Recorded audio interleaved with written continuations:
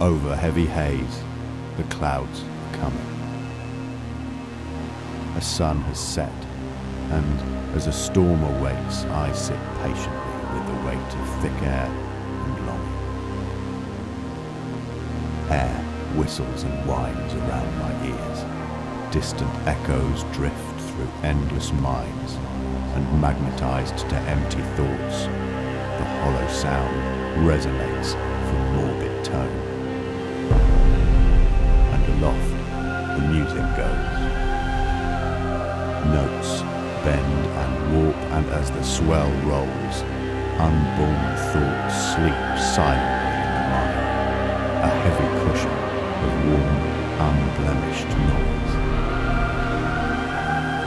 The heart beats slowly in time with the dull thud of the drum, and as the flugel rises, birds circle and swoop in the warm air of bow and string.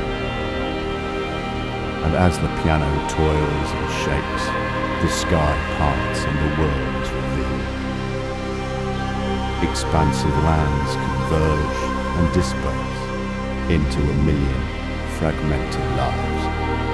And when the whispered images of our lost brothers appear through the scratch and turn of needle and grain, the music is brought to our ears.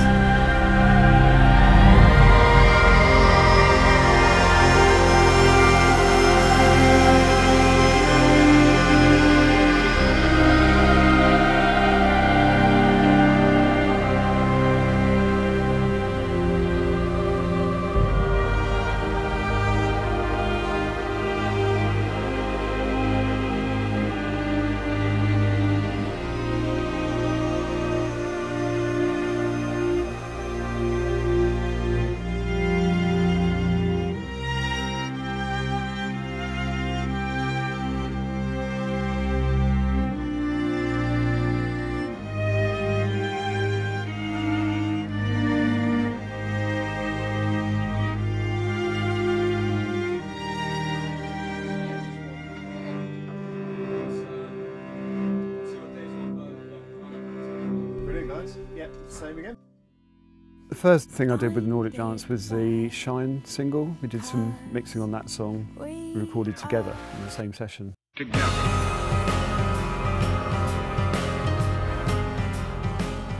The live show is very visual, and there's stories threads going on through the whole set with different film clips and everything, and the music syncs up perfectly with all the different film things. So if you're into film or into music, there's something for everyone really.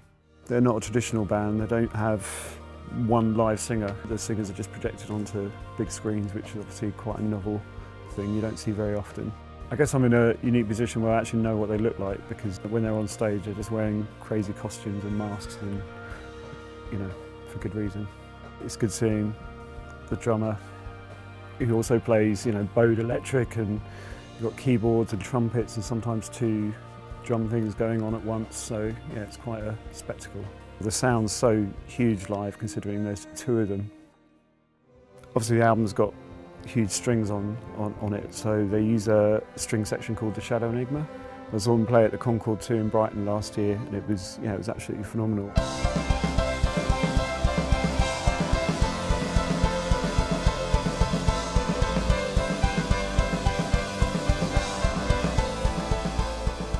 The general thread of the Nordic Giants on record and live is, it's kind of a bit of a roller coaster journey. There's not one emotion really. It's kind of a lot of dark and light and small and getting big, which is, what I like about music in general.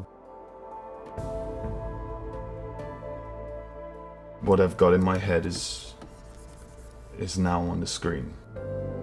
There is a look already of the Nordic Giants. So I'm using their costumes on stage for the designs, and I kind of base all the other characters off of that design as well.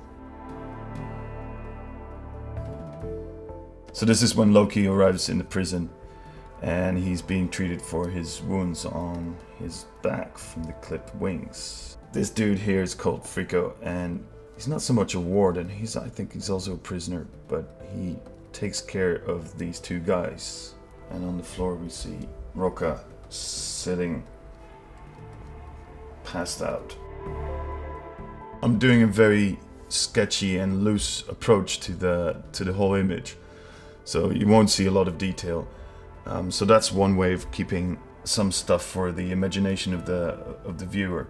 And I think another thing is definitely black and white also leaves some stuff up for interpretation, for the eye of the beholder. So this is basically about the group called The Skull, and they're kind of like a band of warriors. This is their faction leader. So in the background you'll see Roca, who's part of it, of this clan, this band of warriors. So he's standing here in the background, and they're raising their swords in tribute to their leader, kind of as a war cry as well. So they're probably standing in front of a group of enemies, and they're just taunting them by raising their swords in the air and probably yelling. So it needs to look, yeah, impressive and a little bit dangerous, I suppose. The moment this image is done is the moment I believe that everybody else can see what's happening.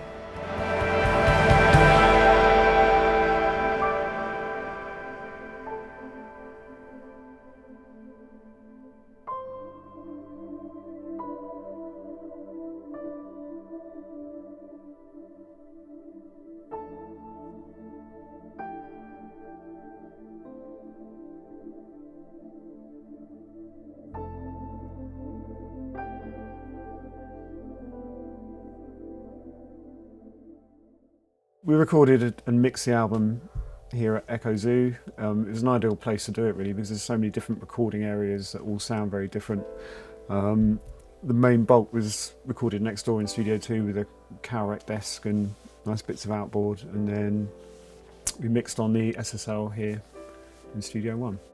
I guess the process of this album is quite different in the way I would normally do things, where the guys pretty much program everything up in place, so they know what the whole thing is going to sound like, and then we're basically going through getting the right sounds for each song. But it is nice having this template, so you know what the overall thing's going to do before you start almost.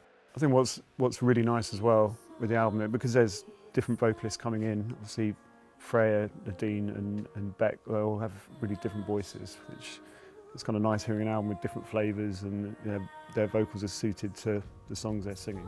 My personal favourites on this album is Saturday Sun. The guy's absolutely amazing, you know, incredible. Alex has got an incredible falsetto voice that just carries. Yeah, really nice guys as well.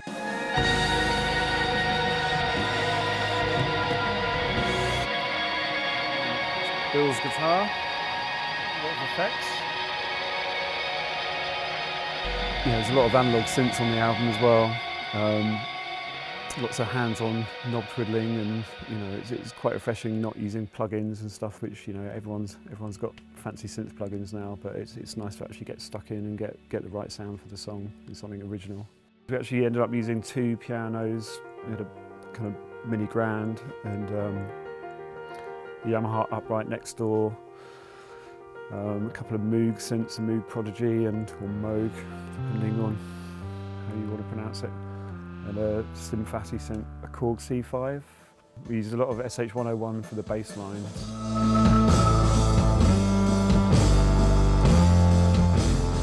We used a Hammond C3 with a Valve Leslie, which is nice because you don't often hear it out of the context of rock or kind of gospely sound, so it's used in a very different way.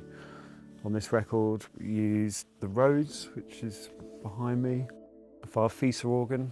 There's quite a bit of Juno synths, in the background of a lot of the songs. There's a Moog and some white noise.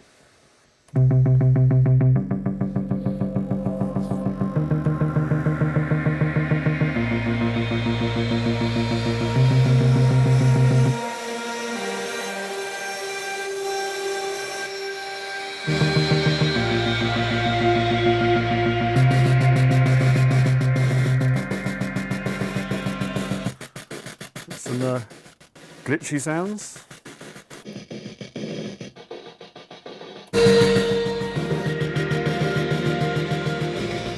when it came to drums, just after different kind of flavours really. Some in here, some next door, some in a big sort of cavernous stables room. We use various things, sort of banging bits of metal and fire extinguishers and drills. We had a builder in at the time, and he was quite happily in the stables room, banging bits of metal and stuff. We also put, so you probably hear the song on the album. There's one song where we put loads of Allen keys on the drum head. So, interesting drum sounds on this one.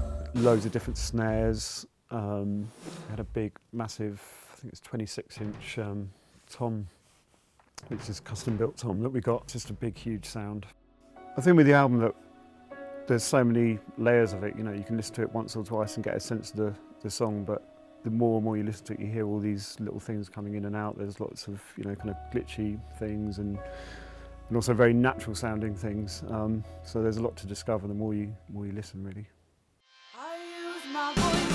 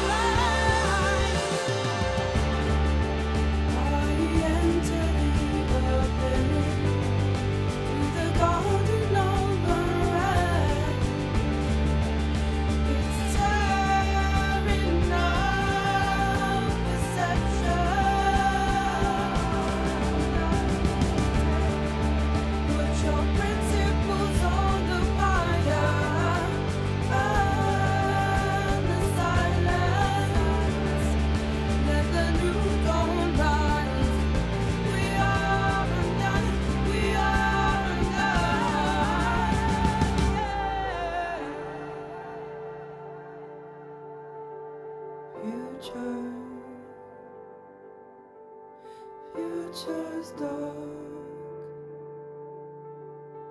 It's light beyond the night.